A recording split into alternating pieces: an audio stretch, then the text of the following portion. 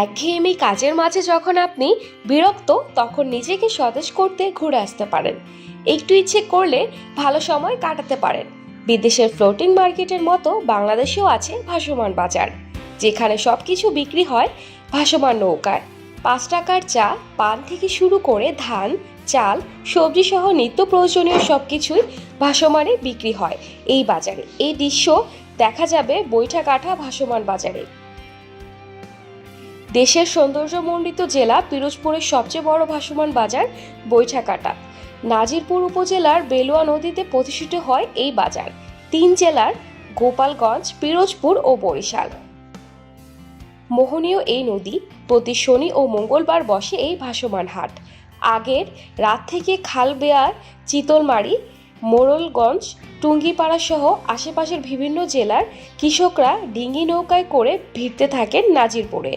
ভোর 5:30টার মধ্যে সরগরম হয়ে ওঠে বাজার। অন্যান্য বাজারের মতো এখানে ক্রেতা বিক্রেতারা কেউই পায়ে হেঁটে বা গাড়িতে আসে না। এই বাজারে সবাই আসে নৌকায়। স্বাভাবিক সময় ভোর থেকে দুপুর 2টা পর্যন্ত চলে হাট। ভৌগোলিকভাবে পিরোজপুরের নাজিরপুর উপজেলার পুরোটাই নদী আর খাল বেষ্টিত। পানির ওপর ভাসমানভাবে সবজি ও সবজির চারা উৎপাদনের জন্য বিখ্যাত এই এলাকা। কৃষকের উৎপাদিত সবজি ও বিভিন্ন কৃষজ পণ্য কেনা বেচার জন্য পাকিস্তান আমলে বৈঠাকাটা বাজারের সূত্রপাত হয়। তবে কারো কারো মতে এই বাজারের বয়স আরও বেশি। বৈঠাকাটা ভাসমান বাজারের চাল, ডাল বিক্রি হয় ভাসমান নৌকায়। নৌকার ওপর ভাসমান এসব চালের দোকানগুলো দেখতে বেশ অদ্ভুত। পরিচিত অন্য কোনো চালের দোকানের সঙ্গে এই দোকানের মিল নেই। প্রতিটি নৌকাতেই থাকে বাঁশ দিয়ে তৈরি চাল রাখার বড় বড় পাত্র। স্থানীয়ভাবে এগুলো ডোলা নামে পরিচিত। ডোলা ছাড়াও বিভিন্ন রকমের চালের বস্তায় ভরে রাখা হয় বিক্রির জন্য। তবে এই হাটে বেশি বিক্রি হয় মৌসুমী সবজি। এই এলাকায় বেশি বিক্রি হয় বরবটি, কুমড়া, পুঁইশাক, করলা, পটল, কাঁচকলা ও লাউ। চাল, ডাল, শাকসবজির পাশাপাশি বিভিন্ন মুখরোচক খাবারও নৌকার ভাসমানভাবে বিক্রি হয়। এজ বাজারে সেই সঙ্গে আগাছা ও কচুরি পানাও বিক্রি হয় এখানে। আমাদের কাছে জঞ্জাল মনে হলেও এগুলো ওই এলাকার কৃষিকাজের আবশ্যকীয় উপাদান। এসব কচুরি পানা কৃষকরা বৈঠাকাটা বাজার থেকে কিনে নেন বেশ দাম দিয়ে। তুলনামূলকভাবে কম খাজনায় কেনা বেচা করা যায় বলে অন্য বাজারের তুলনায় ভাসমান এই বাজারের ক্রেতা সমাগমও বেশি। নৌকায় যোগাযোগ বিধায় এই বাজারের পণ্য আনা নেওয়ায় পরিশ্রম ও খরচ দুটোই বেশ কম।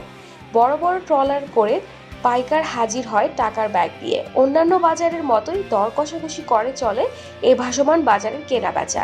তবে পানির উপর ভাসমান এই বাজারে কেনা বেচার পদ্ধতি একটু আলাদা। বিক্রেতারাই ছোট ছোট নৌকা নিয়ে এগিয়ে যায় পাইকারদের বড় ট্রলারের কাছে। সেখানে গিয়ে বিক্রি করে পণ্য।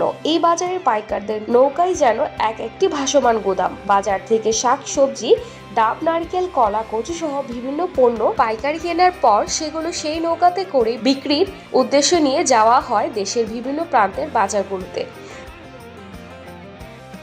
বৈঠাকাটার সঙ্গে ঢাকার রয়েছে সরাসরি লঞ্চ যোগাযোগ ব্যবস্থা। পূবালী 9 নামের একটি লঞ্চ একদিন পর পর যাতায়াত করে ঢাকার উদ্দেশ্যে। যাত্রীর পাশাপাশি এই হাটের পণ্য ঢাকায় পাঠানো হয় এই লঞ্চটির মাধ্যমে। শুধুমাত্র বাজারের বাণিজ্যিক দিক থেকে নয়, ঢাকা থেকে সরাসরি লঞ্চ যোগাযোগ থাকার পর্যটনের এক নতুন সম্ভাবনা সৃষ্টি হয়েছে অপরূপ সৌন্দর্যমণ্ডিত ভাসমান বৈঠাকাটা বাজারের।